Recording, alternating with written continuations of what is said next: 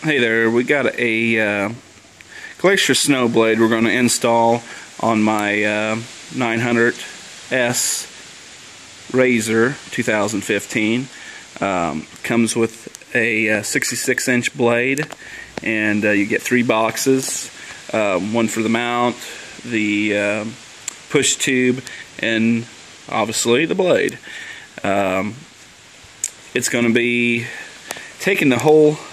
You disconnect the lights, take your screws out, and disconnect the front clip on this. It's a little dark in here. It's raining outside. We'll take this and get this out. We got the lid off here, and we got the instructions here. Kind of why I chose this blade was because of the Moose snow blade. It's 72 inches, which that's nice and wide. That'd been kind of nice. But you'd had to mount it underneath the machine and cut out the skid plate and whatnot, and I sure didn't want to cut on it. So let's get this stuff out of the box. Okay, I'll just put it on pause and jerk this stuff out of the box. This is what it's going to look like. Still going to be able to mount up. That's the bottom right there. Still going to be able to mount up any kind of bumper and whatnot. Still kind of fits right snug against the frame there, I'm hoping. Run the winch cable and everything through there.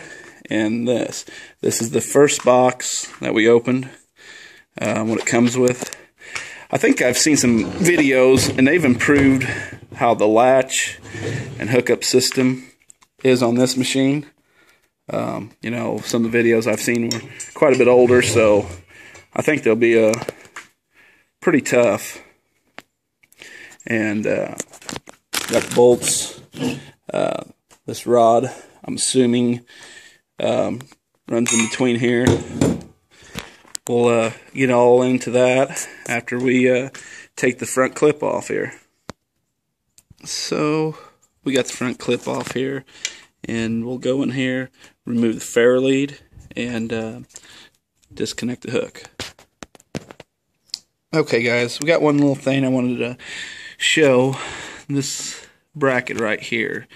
I was kind of wondering what it was for a second, but then I looked at it, and it's a support piece for the mount right there. I thought it was something to do with the winch, but it's not. It sits right down on this flat bar, and it just supports the front right here for the weight of the snow blade and everything else. Don't, you know, damage this plate across. So just an extra brace to go on there.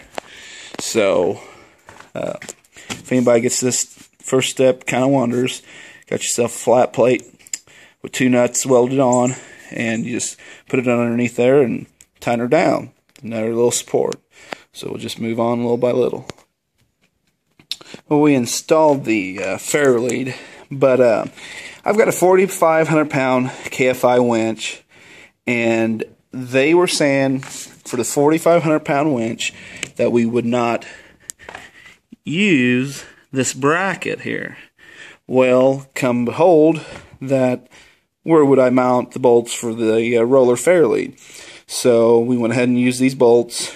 If there's somebody else that knows something I don't know, comment at the bottom. Let me know if I did this wrong or not. But the fairlead's on there, and we're ready to start mounting this up, I guess. I'll move on to the next part of the instructions, and I'll get back with you. Okay, we got her set up there. All I gotta do is tighten the bolts now. A lot better than have to cut on the skid plate or anything. Like right back here, you'd have to cut on the Moose.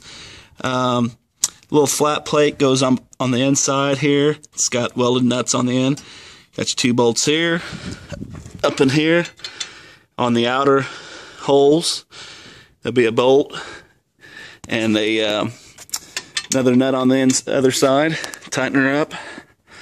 And right up here, where that plate was that we mounted right here, we had to loosen them 2 bolts up because the holes didn't line up. just had to loosen them up a little bit, put these through. Now we'll go back and tighten these down, and we'll go on to the next step. Alright, we got everything tightened up on there. It's looking pretty good right now. We can go ahead and test this out here.